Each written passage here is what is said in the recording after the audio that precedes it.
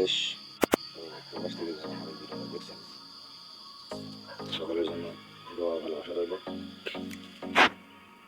আমার একটু দুঃখ লাগলো, আমি একটা ভিডিও দেখলাম, একজন সাউদিয়ান বাংলাদেশে গেছে ভিজিটার্স তিনি। তো তিনি একটা ওই অটোরিক্সা বা সিএনজি ঠিক করছে, সিএনজি ওয়ালার সাথে তার ভাড়া দাম দর করেই নিয়ে গেছে, একজন করে দিতে অবশ্যই করেই নিয়ে গেছে, কিন্তু সিএনজি ওয়ালা জায়গায় যেয়ে জায়গা মতো তারা তো পৌঁছাইতে পারে নাই, কিন্তু অন্য একটা জায়গায় যেয়ে তার কাছে 500 টাকা দাবি দিয়েছে, এখানে 500 টাকা ভাড়া গেল।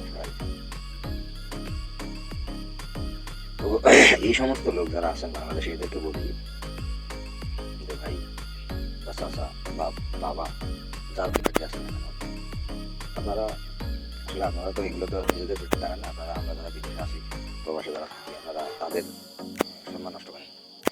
কেন বলছি, মনে করেন যে এটাতে শুধু আমাদের সম্মান নষ্টই না, এটা আমার দেশের একটা মূর্তি নষ্ট হয়। ঠিক আছে, বাংলাদেশে উনি আসবেন বা ওনার যে ভিডিওটা উনি করছেন ওই ভিডিওটা মানুষ যখন দেখবেন তখন মানুষের ভিতরে একটা খারাপ একটা দৃষ্টিভঙ্গি সৃষ্টি হবে। বাংলাদেশের মানুষ এমন বইতে নিয়ে গেল 200 টাকা ও জায়গায় দিয়ে পাচ্ছে, তারপর সঠিক জায়গায় নিয়ে দিবে, অন্য জায়গায় নিয়ে দিয়ে পাচ্ছে 500 টাকা।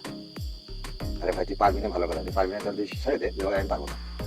ও তো সে পাগল হয়ে যাস, যাই এবার আছে যে নীতি খাওয়ার জন্য ব্যস্ত হয়ে যাস, যে সে নেই জায়গা তাহলে দে। আর তুই বলে নিছিস 500 টাকা এই 200 টাকা, তাহলে তুই বলবেন যে জায়গায় যে 500 টাকা চাচ্ছিস।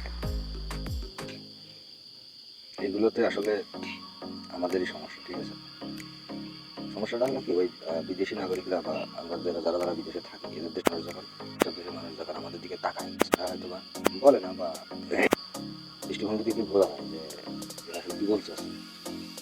এদের যে তাকানোর যে দৃষ্টিভঙ্গিটা এটা আসলে খুব একটা সুবিধাজনক না। তো অবশ্যই আমরা বুঝতে পারি যে এটা আমাদের বাংলাদেশে হয়তো বা তার কোনো কিছু খারাপ লেগেছে, তবে আমাদের বাংলাদেশ দোষ যার দ্বারা খারাপ অনেকে তো বলতে নাই যে তোর বাংলাদেশের লোকজনেরা খারাপ। ঠিক আছে, দেখা সব বেশি কোনো জনে বলে যে তোর দেশে গেলাম তোর দেশে এই অবস্থা, তাহলে এবার বোঝ তোরা কোন জায়গায় আসিস। তো যাই হোক, বিষয়টা আমার খারাপ লাগলো, আপনাদের সাথে শেয়ার করলাম। আর যাদের সাথে ক্ষমতা আছে তারা অবশ্যই এই বিষয়গুলো লক্ষ্য করবেন, এই সমস্ত লোকদের চিহ্নিত করবেন করে। বাঙালি জাতি তো, আমি তো বাঙালি। ওই যে হাসান সাহেব একটা গান গেছে না যে